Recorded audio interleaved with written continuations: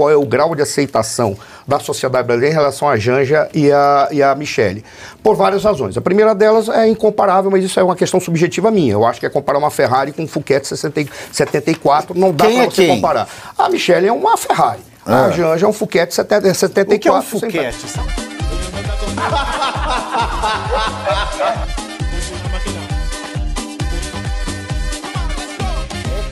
Qual era o termo que foi inventado na Covid? Negativismo. Lembra do negativismo? Ah, negativista, contra a ciência. A ciência. Negacionista. Negacionista. É isso aí. Negacionista, negativista, é a mesma coisa, não é? Negativista, negacionista. Negacionista, era negacionista. Então é negacionismo científico, pipipipopopó, pipipipopopó, pipipipopopó. O Lula ia voltar, a ciência ia reinar absoluta, né? Ia voltar, ia ser o emblema da USP, né? Como é que é o emblema da USP, professor? Eu não lembro. É ciência... alguma coisa assim, ciência vini vinci, alguma coisa assim. Bom, mas segundo dados do relatório da editora científica Elsevier e da agência Bori, a produção científica no Brasil caiu 7,2% em 2023, se comparada a 2022, ano que já havia registrado a primeira queda em razão da Covid-19. É a primeira vez que a produção científica do Brasil cai sem motivo da Covid, cai por 2 anos seguidos, não é seguido de uma subida.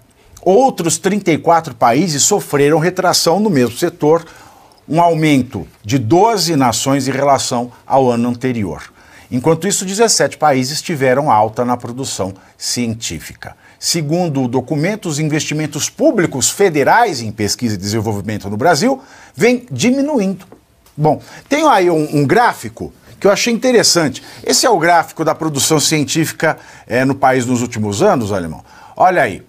Veja, notem vocês que 2019, primeiro ano do governo Bolsonaro, nós temos aí em milhares, né, 71 mil artigos com autores, né, artigos científicos com autores do Brasil.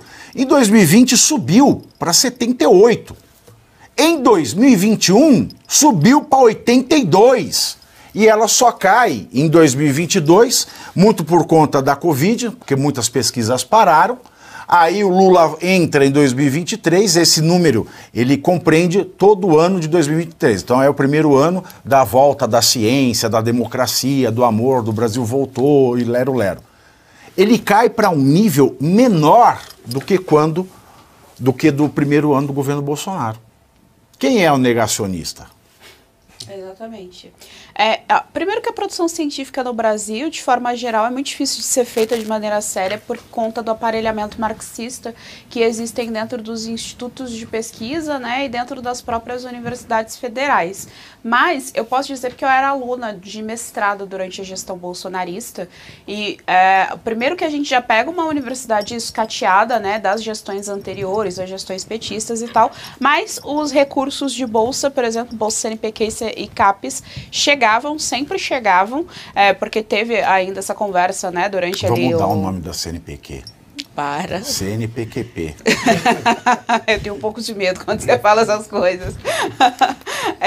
E as bolsas funcionavam, as bolsas chegavam porque era importante. É importante a gente dizer também que esse discurso negacionista, o Pavinato, ele vem também já desde esse período de quando o Bolsonaro assumiu a gestão federal, em que se dizia, né, que haver o retrocesso da ciência no país. Nunca houve, eu era aluna de mestrado, tudo funcionava ali normalmente, e o que já era ruim em decorrência do cicateamento que teve, principalmente ali na gestão Dilma, que são os anos de gestão petista que abria a universidade a cada esquina, não terminava, né? Inclusive o Lula entregou, sei lá, um mês, uma parte lá, tomou uma lapada da menina, né? Dizendo, olha, isso aqui tá atrasado e ainda assim eles não estão entregando até o final, ainda falta para entregar a obra e tal. Então, assim, a ciência no Brasil, as instituições educacionais no Brasil já tem esse problema, a gente ainda tem problema do socioconstrutivismo dentro da educação, a gente tem o problema do MEC, que também é completamente aparelhado, não está preocupado em fazer ciência, em demonstrar ciência dentro do país,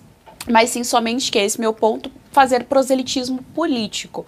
Então, embora tenha essa produção aí, essa produção em queda e tal, a gente tem que pensar que esses artigos científicos, principalmente da área de humanas, geralmente fazem um proselitismo político em relação à esquerda, em relação ao PT, em relação às políticas públicas do PT, que nem sempre na esfera da realidade se provam eficazes, né? Mas vem aí esses relatórios com esse selo de ciência, de pseudociência, e fala, não, isso é um dado da realidade, assim por diante, né? Então é perigoso esse campo científico quando a gente coloca PT e comprova, né? Não existe essa história de produção, nem sempre quer significar qualidade, né? Mas no caso do PT, a gente não tem nem sequer a quantidade enfim, de artigos acadêmicos, de artigos científicos dentro de revistas científicas respeitadas. Luiz Arthur Nogueira, o número de pesquisa científica caiu, mas o dólar acabou de subir para 5,74. Que maravilha, hein? Que beleza. Você destacou aqui, Pavinato, que os investimentos públicos federais têm caído, né, em pesquisa. E isso é uma marca de governos que são gastões, que é o caso do governo Lula, né? Como gasta demais com um monte de bobagem, inclusive inchando a máquina pública... Que chupada de catarro gostosa, hein? Nossa Senhora! O professor Soro está melhorando, isso que é importante. Estou melhorando, agora não é só estafa mental.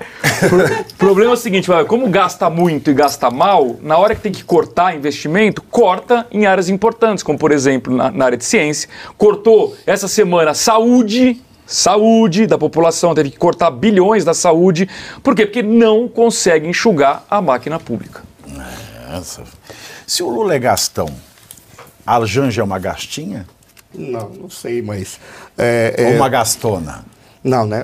Sei lá o que a Janja é, não quero nem... Ela para mim, infelizmente, ela não representa aquilo que se esperaria de uma primeira-dama. Mas foi a escolha do presidente para tê-lo como sua cônjuge, então que ela exerça o papel de primeira-dama. Deveria estar aqui no Brasil e não viajando para o exterior, representando o Estado brasileiro. Primeira-dama, já que o senhor tocou nesse assunto, né? Não, fui eu que falei da gastona. O Paraná Pesquisas, ele fez um levantamento interessante, tá?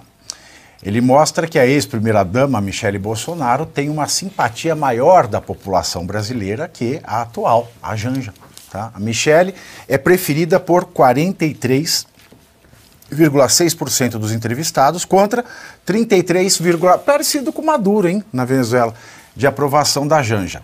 18,3% dos entrevistados disseram que não tem simpatia por nenhuma das duas, enquanto 4,7% não souberam responder ou não opinar.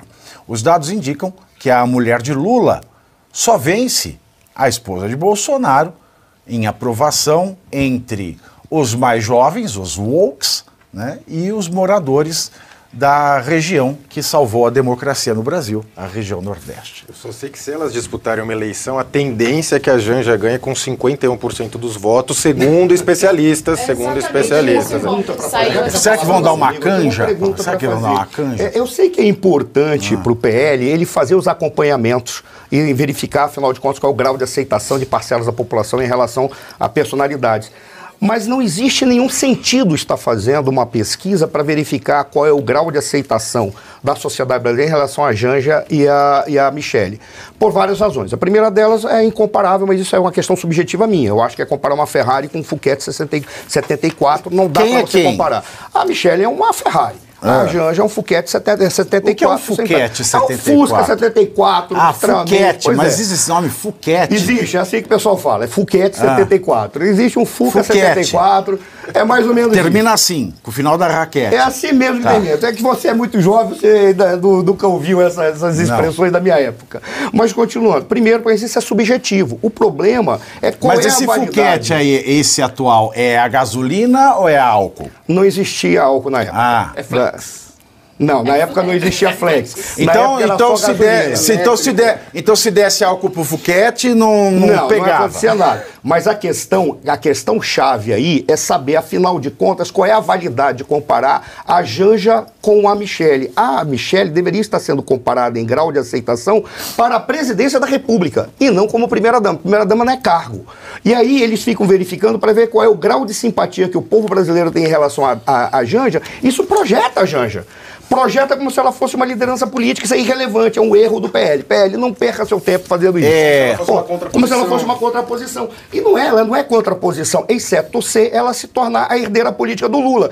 Que eu tenho certeza que mesmo que o Lula esteja sóbrio, porque não há bobagem que você não seja capaz de fazer quando está sóbrio, mesmo que o Lula esteja sóbrio e escolha a Janja para ser sua herdeira política, a Gleisi não vai permitir, o Lindinho não vai permitir e as lideranças do PT não vão permitir. Por quê? Porque eles querem que seja outra pessoa, dentre eles os próprios que foram citados. Então, eu acho um erro estar verificando qual é a relação da Janja com a Michelle. Primeiro, subjetivamente, que é desproporcional. Não tem como. E segundo, é irrelevante saber, afinal de contas, qual é a relação que tem com o povo da Janja e da Michelle como primeiras damas. Isso não é cargo público. Isso eles deveriam estar preocupados com outras agora coisas. já tem foro privilegiado. Você já representa o amor, as bordadeiras do Timbal.